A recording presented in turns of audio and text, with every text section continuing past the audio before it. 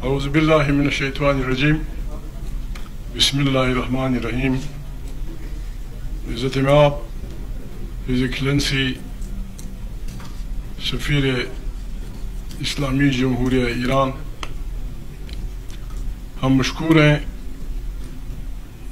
نزار ناصر عباس صاحب سینیٹر کے کہ انہوں نے ہمیں اس انتہائی اہم اجلاس میں دعوت دی. عالموں اور پڑھے لکھے لوگوں کے اس کہکشان میں ایک پٹھان بولے یہ بہت مشکل کام ہے. میں نہ دانشور ہوں اور نہ دانشخور ہوں، سیدھا سادہ پشتون آدمی ہوں.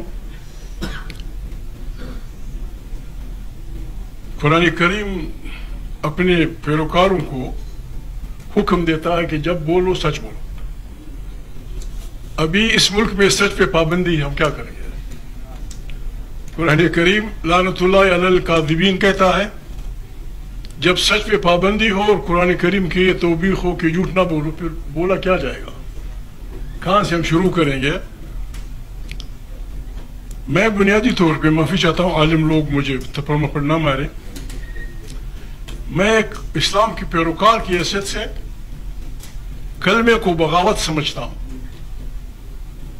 جب آپ کہتے ہیں کہ لا الہ تو یہ بغاوت ہو جاتی ہے کہ کوئی نہیں ہے، کوئی معبود نہیں ہے، کوئی ایسی طاقت نہیں جس کے سامنے میں سر جھکاؤں. پھر آپ اس کی تکمیل کرتے ہیں الا اللہ، یعنی آپ بغاوت کرتے ہیں کہ میں نے اس دنیا میں اگر کسی طاقت کو ماننا ہے اور اس کے آگے سرنڈر ہونا ہے تو اللہ ہے. اور راستہ کون سا ہوگا؟ محمد رسول اللہ. یہ خود یہ کلمہ خود بھی ایک بغاوت ہے اور بہترین منشور ہے. محترم ابراہیم رئیسی صاحب کے متعلق میرے دوست نے کل نفس ذائقۃ الموت، انسان یہ مرنا ہوتا ہے. زندگی بہت مختصر، 16 سال تک بچے ہوتے ہیں، 16 سال آپ سوئے رہتے ہیں. وہ مختصر زندگی 10 سال کی ہوتی ہے. نیک بخت لوگ وہ ہوتے ہیں جو اس کلمے کے سائے میں زندگی گزارتے ہیں، وہ نہیں مرتے. محترم ابراہیم رئیسی صاحب یا ہمارے تمام اکابرین جو اس راہ حق میں شہید ہوئے ہیں، مارے گئے ہیں، ویسے مرے ہیں، ان کو خراج عقیدت پیش کرنا یہ نہیں ہے کہ بس ہم کہتے رہے. سیدھی سادی بات ہے، ہم نے یہ کہنا ہوگا کہ جو ابراہیم رئیسی صاحب جیسے عظیم شہداء کے عزائم جو ان کے ارادے تھے، جو کچھ ان سے رہ گیا ہے ہم نے اس کی تکمیل کرنی ہے. عقیدت یہ ہوگی ان کو پیش کرنے کی. اقبال حضرت میں شاعری بھی نہیں کرتا، بیکار قسم کا آدمی. علامہ اقبال کا جو مشہور شعر ہے، ایک ہوں مسلم حرم کی پاسبانی کے لیے، نیل کی ساحل سے لے کر تابقہ کے خاشگاہ، 57 ممالک انہوں نے گنائے، کوئی نہیں، کوئی نہیں. اور وہ ہے کہ تیرا دل ہے صنم آشنا، تجھے کیا ملے گا نماز میں. نمازوں سے کام نہیں بنے گا. میں نمازوں کا میں خود گزارا کرتا ہوں، یہ آدمی گواہی کرے گا. نمازیں بھی ٹھیک ہے، سیدھا ایمان کی بات ہے. اللہ پاک نے جتنے بھی پیغمبر بھیجے ہیں دنیا میں، 1,25,000 مسلم پیغمبر نبی، مختلف زبانوں کے، بعض ایک چھوٹے علاقے کے لیے، بعض بڑے علاقے کے لیے، بعض ایک قوم کے لیے، بعض ایک قبیلے کے لیے. ان کی نسلیں مختلف تھیں، زبان مختلف تھی، علاقے مختلف تھی، لیکن ان کا قدر مشترک ایک تھا: وقت کے ظالم ترین شخص کے مقابلے میں کھڑا ہونا. نمرود ہم آج گاؤں کے ملک کو کچھ نہیں کہہ سکتے، گاؤں کے سردار کو نمرود کے مقابلے میں کھڑا ہونا، فرعون کے مقابلے میں کھڑا ہونا. یا علماء بیٹھے ہوئے میں مزید نہیں جاتا. میرا شک ہے، I doubt. ابراہیم رئیسی صاحب بہت عالم فاضل آدمی تھے. شاید وہ پاکستان کو یوں چھوڑنا نہیں چاہتے تھے کہ ایسے چھپ کے نہیں جاؤں گا کہ تو ہوگا بھی تو نہ ہوگا، نہیں ہوگا بھی. میرے خیال میں انہوں نے ارادتاً کہا تھا کہ میں پاکستانی عوام سے خطاب کرنا چاہتا ہوں تاکہ جب خالی اس کو دو اس کی آواز نکلتی ہے. جب خالی ڈور کو پیٹتے ہیں, وہ ڈور پیٹنا چاہتا تھا کہ آپ میں کتنا ایمان ہے.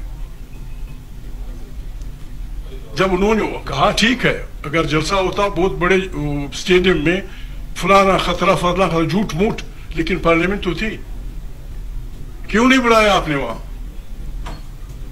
اس کا مجھے پتہ نہیں تھا کہ ایاز صاحب ہمارا اسپیکر صاحب کہ ان کو لے کے ان کے پاس حاضر ہوئے تھے. نہیں, ہمیں بلانا چاہیے تھا انہیں, چونکہ ہم یار لوگ سامراج زندہ باد, ہم سامراج کے کارندے رہے ہیں زمانوں سے, ان سے کام نہیں بنے گا.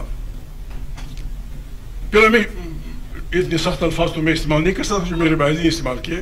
پھر ہمیں اس بات میں شرم بھی نہیں محسوس ہوتی. ساؤتھ افریقہ نے بڑا کمال کیا جا کے انٹرنیشنل کورٹ آف جسٹس میں درخواست دائر کرتی, تم نے کیوں نہیں کی؟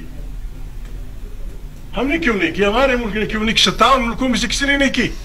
اور ناروے نے کمال کر دیا, اور اسپین نے کمال کر دیا, سویڈن نے کمال کر دیا, فلسطینیوں کو وہ کر دیا. بس سیدھی سادھی بات ہے, میں مختصر زیادہ باتیں نہیں کرتا, ہر لفظ کی پھر آپ کو ذمہ داری کرنی ہوتی ہے. بعض سیاست کے ماہرین کہتے ہیں کہ یہ صدی بیرہند کی صدی ہے. بیرہند وہ راستہ ہے الاسکا کے اس ملاقہ خام مال آتا ہے, وہاں سے پھر انہی راستوں سے آتا ہے, انہی راستوں سے جاتا ہے. نئے حرمت سے ایران سے آتا ہے, پھر بیرہند میں گزرتا ہے ساری دنیا کا, چین کے فلانا فلانا کی بندرگاہوں سے. اس کے کنارے ہم آباد ہیں, یہ ہمارا جغرافیہ ہے. اس طرف بنگال ہے, پاکستان ہے, اور ممالک ہیں, اس طرف برما ہے, ایران ہے, جاپان بھی. اگر ہم کوشش کریں, ہم نے یہاں ایک ایسا اتحاد بنانا ہوگا. یہاں سب سے بڑی آبادی ہندوستان اور چین کی. یہاں ہم جو اتحاد بنائیں گے, ہم غرباء حدیث بنگال اور ایران اور جاپان اس طرف سے برما شامل ہو جائیں, تو پھر ہم ان سامراجیوں سے بھی ہماری جان چھوٹ جائے گی, ہماری اپنی دنیا ہوگی. سعودی عرب کا میں مشکور ہوں ان کی رہبری کا کہ انہوں نے ایران کے ساتھ ہاتھ ملایا, اور جو قدورتی تھی جو الفاظ میں استعمال نہیں کر سکتا وہ کم ہو رہی ہیں. یہاں ہماری سب سے بڑی ذمہ داری یہ بنے گی, سفیر صاحب بیٹھے ہوئے ہیں, پھر کوئی ترجمہ کر لے گا اگر میں انگریزی میں بولوں, پھر وہ لوگ نہیں سمجھ سکیں گے جو انگریزی نہیں بولتے. ہماری ذمہ داری یہ ہے, سامراجی قوتیں اس خطے میں ہمارے وسائل کو لوٹنے کے لیے ایران کے بہانے سے, افغانستان کے بہانے سے, فلانے بہانے سے جنگ لانا چاہتے ہیں. ہم نے وعدہ کرنا ہوگا اپنے آپ کے ساتھ, اپنے رب کے ساتھ, کہ ہم کسی قیمت میں اپنے اس خطے میں ان سانڈوں کی جنگ آنے نہیں دیں گے, اور اپنے خطے کی, اس کے وسائل کی ہم وہ کریں گے. طالبان جو بھی ہیں میرے دوست ہیں, میرے دوست ہیں, میں اوپنلی کہتا ہوں, sorry with due apology, ambassador صاحب سن رہے ہیں, میں نے کہا میں طالبان کا وزیر خارجہ ہوں. وہ اس لیے کہ میں اس بلا کو دیکھ رہا ہوں کہ لوگ ان کے نام پہ یہاں آنا چاہتے ہیں. افغانستان سامراجیوں کی قتل گاہ ہے, وہاں انگریز ہارا, وہاں امریکہ ہارا, وہاں روس ہارا. اس قسم کے لوگ ایران کے ساتھ اور اس خطے کے ساتھ بہترین اتحادی بن سکتے ہیں. ہم نے ایک دوسرے کو ساتھ دینا ہوگا.